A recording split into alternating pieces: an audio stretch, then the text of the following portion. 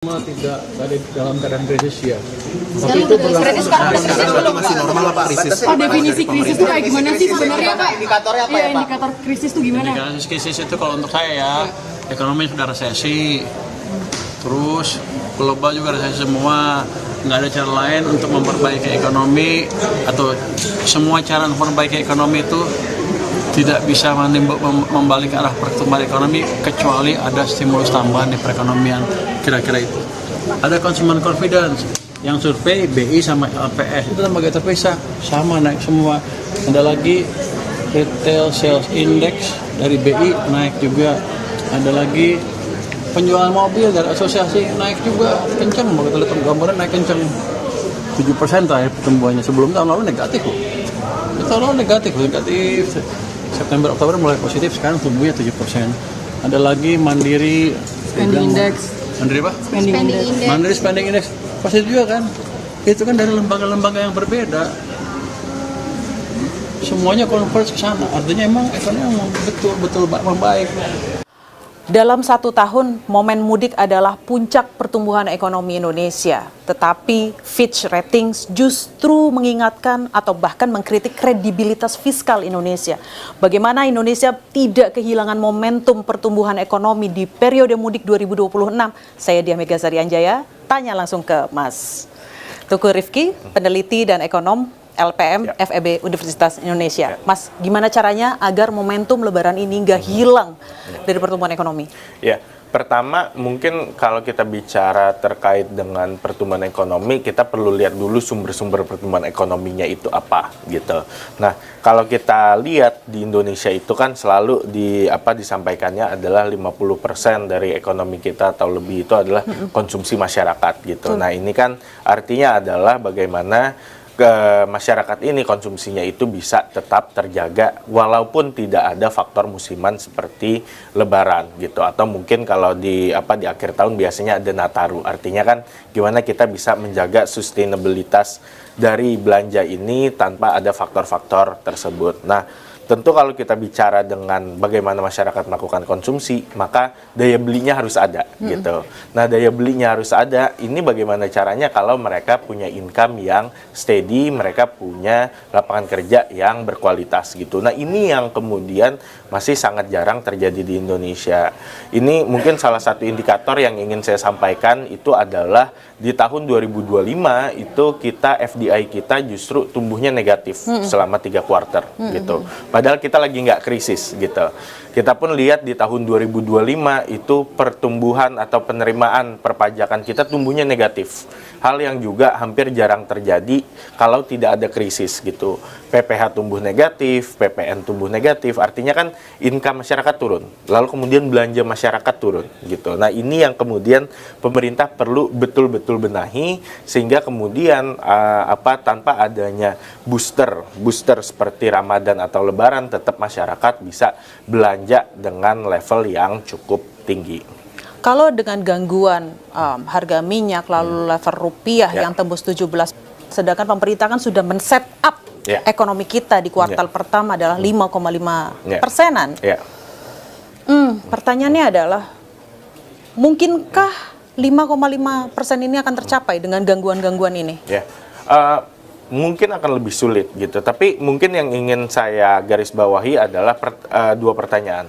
Satu, apakah pertumbuhan 5,5% ini mungkin atau enggak? Ada kemungkinan bisa gitu.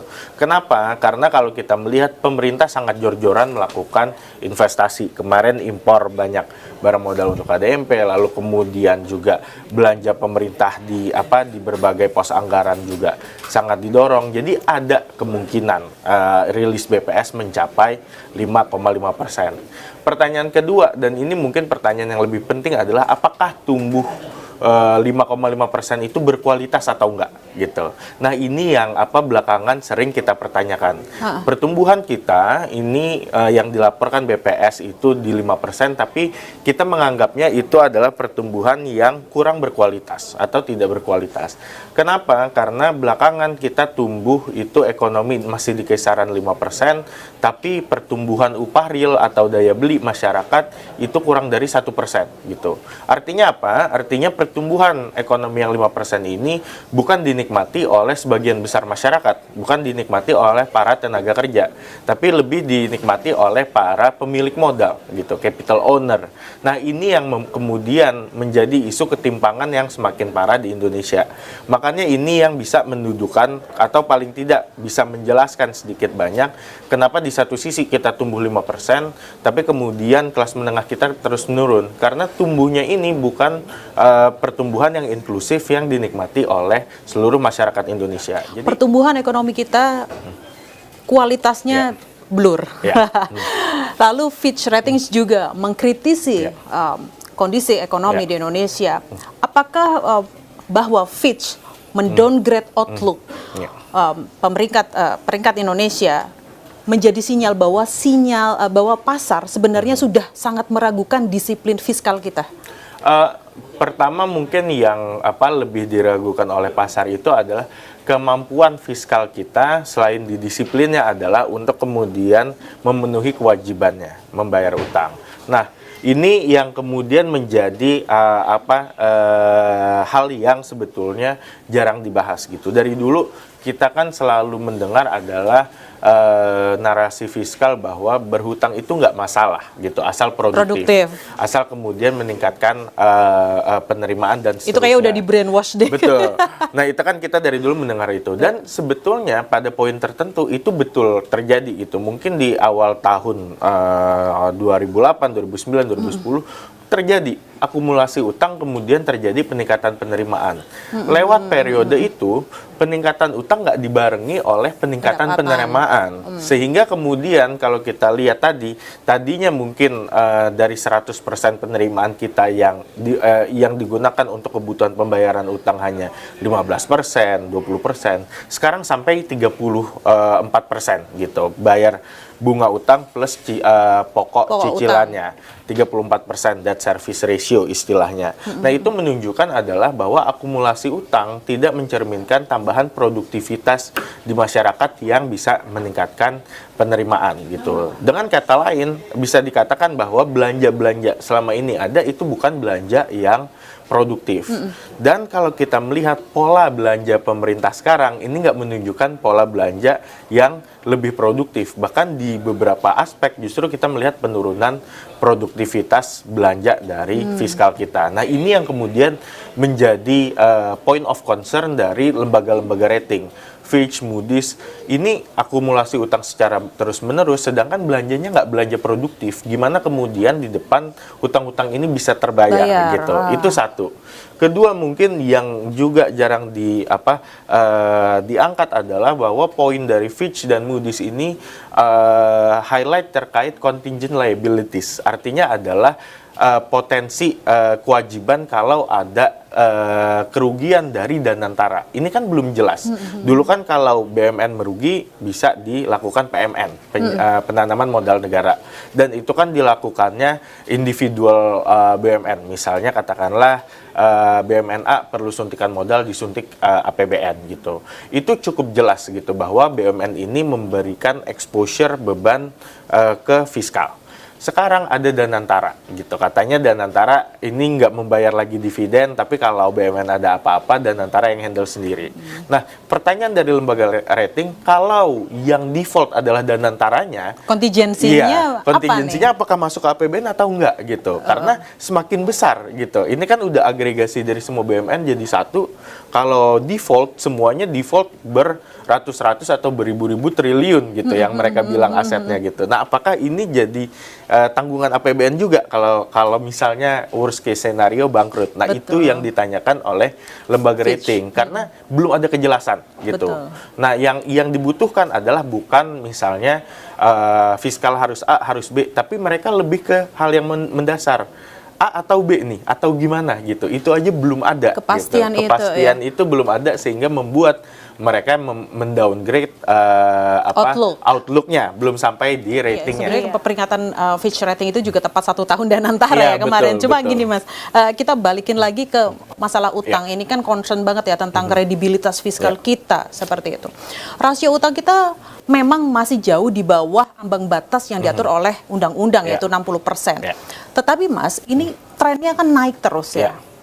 Sebenarnya bagaimana, apa bedanya Indonesia, negara berkembang seperti Indonesia, emerging, dengan negara maju seperti, ya kok boleh negara maju aja rasio utangnya melebihi berapa kali lipatnya seperti itu. Ini penjelasannya seperti apa sih? Apa bedanya Indonesia dengan negara lain selain dari tadi yang Mas Rifki jelaskan dari sisi pendapatan? Ya. Contoh pertama mungkin ini satu hal adalah dari tenor utangnya. Rata-rata tenor utang. Ini saya ambil contoh adalah perbandingan Indonesia sama Singapura. Ya, kalau saya nggak salah, Indonesia itu rata-rata jatuh tempo utang itu 8-10 tahun. Jadi 40% dari PDB ini perlu lunas dalam 8-10 tahun. Gitu. Nah, Singapura itu mungkin lebih tinggi. Dia itu sampai katakanlah di atas 100% PDB, mungkin 120 atau mungkin lebih. Tapi mereka jatuh tempo utangnya bisa 50 tahun. Gitu. Jadi utang yang dia mungkin 1,5 kali atau 1,2 kali lipat PDB tahun ini, tapi dia bisa punya waktu nyicil 50 tahun. Kita hanya 10 tahun gitu. Jadi tentu mereka cicilan per tahunnya jadi lebih kecil gitu, jadi lebih murah. Itu satu. Kedua adalah rasio pajak. Ini kan kita bayar utang itu bukan dari PDB, tapi dari penerimaan perpajakan gitu. Negara-negara maju rasio utangnya bisa di atas 30% PDB, 30% PDB. Jadi kalau kita kan hanya 9-10% gitu. Jadi kemampuan bayar mereka itu sudah lebih 3 kali lipat lebih besar dari sisi perpajakan gitu. Nah, yang berikutnya adalah belanja mereka produktif gitu. Jadi belanja fiskalnya digunakan untuk pembangunan infrastruktur, untuk kemudian proyek-proyek yang kemudian return-nya jelas. Ini bukan banyak-banyak proyek yang kemudian lalu kosong atau proyek yang kemudian secara sosioekonomi tidak menghasilkan positive return, tapi proyek-proyek yang betul-betul menghasilkan positive return gitu. Nah, sehingga kemudian mereka ini kemampuan bayarnya juga lebih solid dibanding kita. Dan mungkin hal lain yang perlu saya highlight adalah di negara maju itu informalitasnya sangat rendah gitu. Ini memang masalah struktural. Kita yang bayar pajak mungkin hanya setengah dari penduduk Indonesia atau bahkan kurang gitu. Mereka 100% atau hampir 100% bayar pajak. Kita bumikan lagi tentang bunga utang, Mas. Ini kan 17% dari pendapatan. Selama ini kita selalu fokusnya ke rasio utang terhadap PDB. Kalau masyarakat pinjam uang di perbankan, itu kan yang dihitung cash flow-nya. Ya, betul. Bukan aset yang dimiliki kan. Betul. Nah, ini yang disorot oleh Fitch juga, cash flow-nya kan. Bagaimana nasib cash flow kita sebenarnya di kuartal pertama, karena ya itu mengklaimnya sih naik. Coba saya ragu karena beberapa kali klaim naik, pajak klaim naik, ternyata itu bruto yang naik. Sedangkan netonya tidak kan. Betul. Nah, seberapa clear sih kita bisa menjelaskan 17% dari pendapatan ini hanya untuk membayar bunga loh. Gitu. Artinya apa? Ada mismatch. Kita akumulasi utang, tapi belanjanya nggak membuat penerimaan kita bertambah gitu. Nah, ini yang kemudian kita perlu soroti. Kenapa ini menjadi penting? Karena kalau kita nggak kemudian meningkatkan penerimaan kita, lama-lama penerimaan kita semuanya habis untuk bayar utang gitu.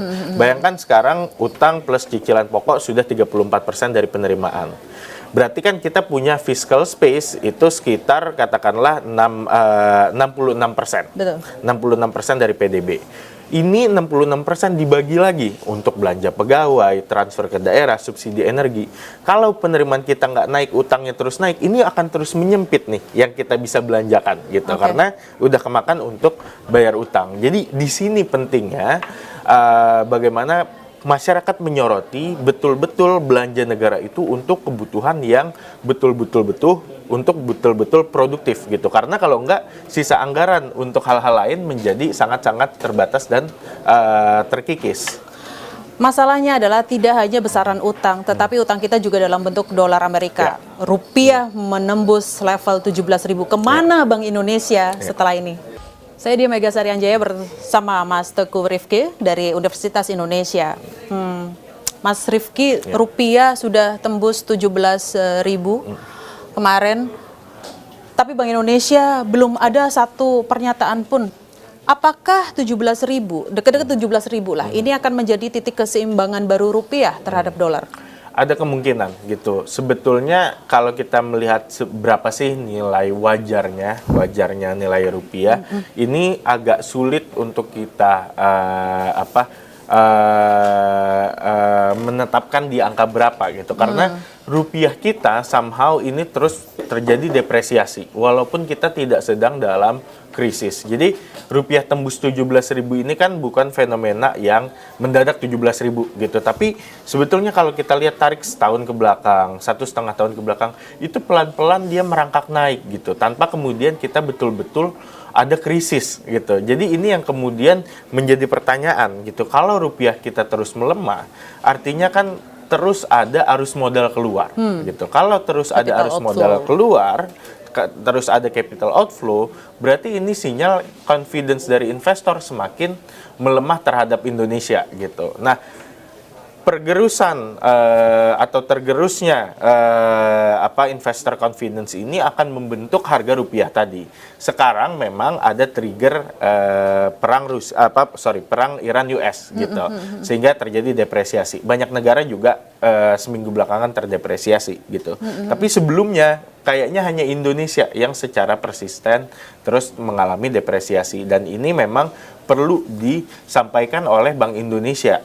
Kira-kira Bank Indonesia mau keep atau mau fight atau mau menjaga stabilitas nilai tukar kita di berapa gitu, karena salah satu mandat utama Bank Indonesia adalah menjaga stabilitas nilai tukar rupiah. Bukan gitu. pertumbuhan ekonomi ya? Betul, bukan pertumbuhan ekonomi. Menjaga itu mandat utamanya sebelum, kalau mau ditambahkan pertumbuhan ekonomi, sebelum itu adalah menjaga stabilitas nilai tukar rupiah. Nah, mereka mau menjaga di harga berapa, ini perlu disampaikan sehingga kemudian investor juga bisa punya anchor gitu. Mereka mau expect rupiah di berapa. Selain investor, ini juga penting untuk dunia usaha sektorial, karena dunia usaha sektorial ini kan mereka perlu melakukan perencanaan 6 bulan ke depan. Misalnya mereka beli inventory di harga berapa, mereka melakukan shipping harga berapa, forwarding berapa, itu kan perlu ada asumsi nilai tukar yang kalau BI tidak menganchor ke angka yang confidence, maka ini banyak sekali uncertainty. Belum lagi kalau kita bicara nanti cost of hedging dari nilai tukar ini akan semakin mahal tanpa ada stance yang kuat dari Bank Indonesia. Mas Rifki, Men-Q kita Pak Purbaya kan sudah menampik ya bahwa ekonom salah tuh yang bilang krisis, ada krisis kok, orang ekonomi juga tumbuh. Tetapi begini, arah kami adalah sebenarnya tidak menakut-nakuti ya, tetapi lebih ke waspada, lebih berhati-hati lah. Meskipun krisis ditampik, adakah indikator atau parameter-parameter yang mengarah ke 98?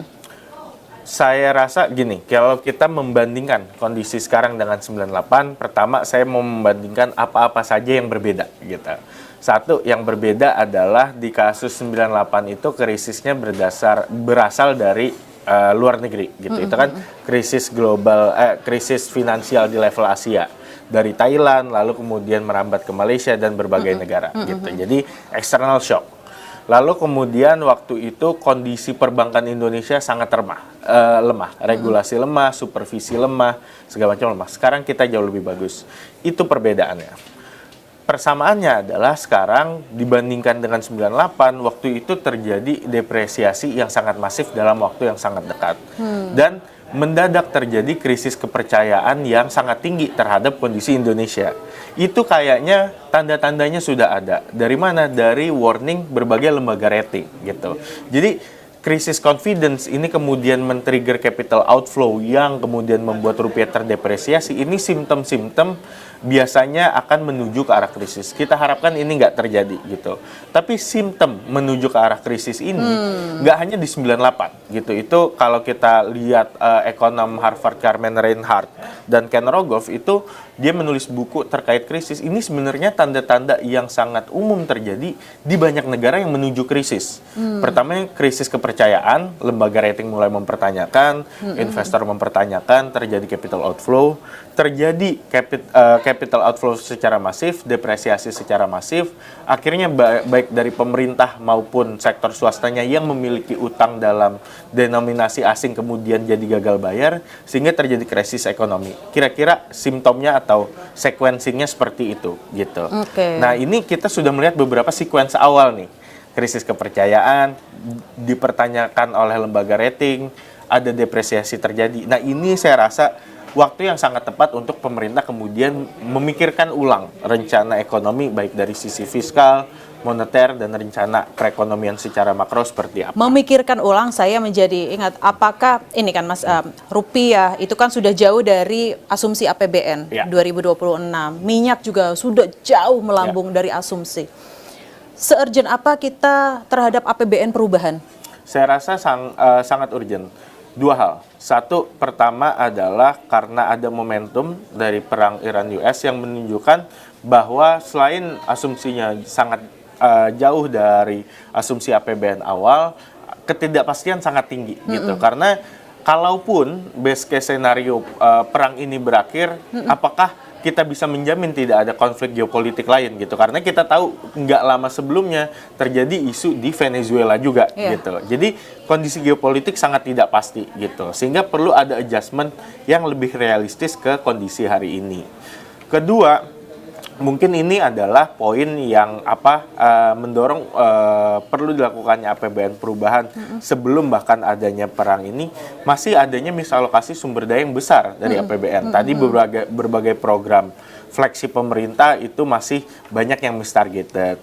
Lalu kemudian masih banyak yang belum menyasar kelompok-kelompok masyarakat miskin dan rentan serta yang belanja paling produktifnya. Nah, hal-hal seperti ini kemudian menjadi makin urgent dengan adanya perang Iran-US saat ini gitu. Dan saya rasa ini kalaupun mau dilakukan APBN perubahan perlu betul-betul direncanakan secara matang gitu. Karena APBN kita mungkin beda dengan banyak negara lain yang layer pemerintahannya tidak kompleks. Kita kan ada pemerintah pusat dan daerah. Tentu ini perlu direncanakan agar kemudian pemerintah daerah bisa mempersiapkan diri gitu untuk kemudian kalau ada perubahan APBN mereka bisa menyesuaikan anggaran untuk pendidikan, kesehatan, bahkan untuk kebencanaan gitu. Ini kan kita lihat di akhir tahun lalu juga banyak pemerintah daerah mengeluh anggarannya nggak cukup untuk mengelola bencana gitu.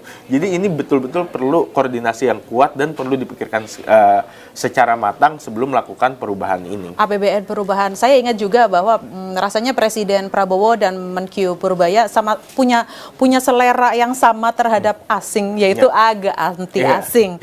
Tapi pada akhirnya setelah MSCI, Moody's, Fitch, Menkyu Purbaya bilang saya akan roadshow. Gini, roadshow tanpa APBN perubahan dan roadshow ke luar negeri dengan APBN perubahan, mana yang lebih meyakinkan investor asing? Saya rasa dengan perubahan yang ke arah lebih produktif dan lebih tepat sasaran gitu. Misalnya, maksudnya gimana, Mas? Maksudnya begini, kita tahu banyak yang dikeluhkan oleh lembaga asing, dan by the way sebetulnya sikap dari Presiden dan Menteri Keuangan itu kan terkait poin-poin yang dikeluhkan oleh lembaga rating pun itu sebetulnya kita sudah sampaikan gitu sebelum-sebelumnya gitu, tapi hanya messengernya yang berubah gitu. Nah, tapi poinnya tetap sama bahwa adanya misalokasi sumber daya. Beberapa program memakan anggaran besar, MBG, KDMP itu bisa dialihkan untuk program-program yang lebih produktif. Contohnya apa? Anggaran kesehatan. Kita juga apresiasi misalnya program pemerintah yang kita anggap tepat sasaran adalah cek kesehatan gratis, tes TB gratis. Itu dampak multipliernya bisa besar dan dampak preventif terhadap cost yang lebih besar pun juga cukup besar gitu. Nah, MBG tadi salah satu kekurangannya adalah banyak masyarakat yang nggak perlu gitu, sehingga kemudian menjadi waste of money gitu di di banyak daerah dan banyak lokasi.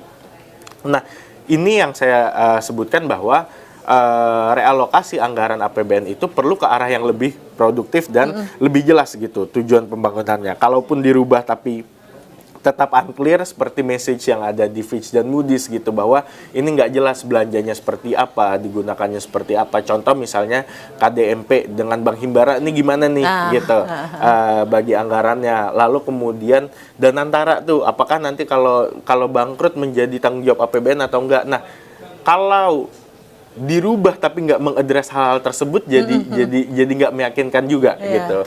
Jadi saya rasa yang lebih kuat adalah kalau dirubah yang menjadi crystal clear dan konkret terhadap poin-poin saya bisa bilang warning ya dari apa lembaga rating dan mungkin para ekonom juga. Baik, terakhir Mas Rifki, ini kan lembaga rating ini kan rasanya bukan hanya tanggung jawab fiskal aja dong ya kan, meskipun memang clear yang dikritisi adalah fiskal. Tetapi satu pertanyaan saya adalah apa yang bisa dilakukan oleh Bank Indonesia, jangan sampai maksudnya secara fiskal kita ekspansif, tetapi secara moneter kita tandanya agak mengerem seperti itu loh. Gimana Mas? Yang saya tangkap yang paling dikeluhkan oleh lembaga rating dan mungkin juga para analis mungkin bukan dari arahnya apakah lebih akomodatif atau lebih stance-nya ini ngerem ya, tapi lebih ke independensinya sebetulnya di bank sentral dan kejelasan dari stance tersebut gitu. Kita kan melihat di 2025 ada wacana atau bahkan beberapa kali burden sharing padahal kita nggak krisis gitu. Itu juga dipertanyakan oleh lembaga rating. Sekarang misalnya penunjukan keponakan presiden misalnya, jadi ini kan dipertanyakan lagi. Nah, yang perlu dijawab BI adalah hal tersebut. Kita tetap independen, kita tetap kredibel, ini stance kebijakan kita gitu. Jadi seberapa firm Bank Indonesia bisa menunjukkan bahwa kita tetap berpegang teguh pada mandat kita menjaga stabilitas nilai tukar rupiah dan inflasi, mandat primary-nya gitu. Baru kemudian dia mau diturunkan menjadi mandat pertumbuhan pro-growth segala macam itu secondary gitu. Tapi kita belum melihat bahwa BI secara firm menunjukkan mereka ini berpegang teguh ke mandat primary-nya. Tapi perlukah Bank Indonesia, perlukah Bank Sentral itu independen? Perlu in a sense begini, bahwa bank sentral itu berkonsultasi boleh, bahwa bank sentral itu kemudian bertukar informasi dengan berbagai lembaga seperti di KSSK itu boleh, tapi BI dalam pengambilan kebijakannya ini independen, bebas dari tekanan politik, bebas dari misalnya pengaruh kiri kanan, itu penting. Kenapa? Karena itu sangat berpengaruh terhadap seberapa prudent fiskal kita. Nah, ini mungkin agak counterintuitif nih, fiskal dan moneter. Tapi bank sentral yang nggak independen persis yang membuat banyak negara Latin Amerika itu menjadi masuk krisis ekonomi. Kenapa? Karena pemerintah pusatnya jor-joran, dia banyak program segala macam, kan nggak punya duit. Minta bank sentralnya bayarin gitu. Nah, itu persis yang membuat kemudian ratingnya turun, kemudian biaya utangnya naik, inflasinya puluhan persen, bahkan sampai ratusan persen. Itu kenapa pentingnya bank sentral itu independen. Sehingga kemudian kalau pemerintah pusat ini terlalu eksesif atau terlalu reckless dalam belanja, tidak kemudian diakomodir dengan suplai uang yang mengakomodir reckless tersebut gitu. Jadi seperti stop gap atau seperti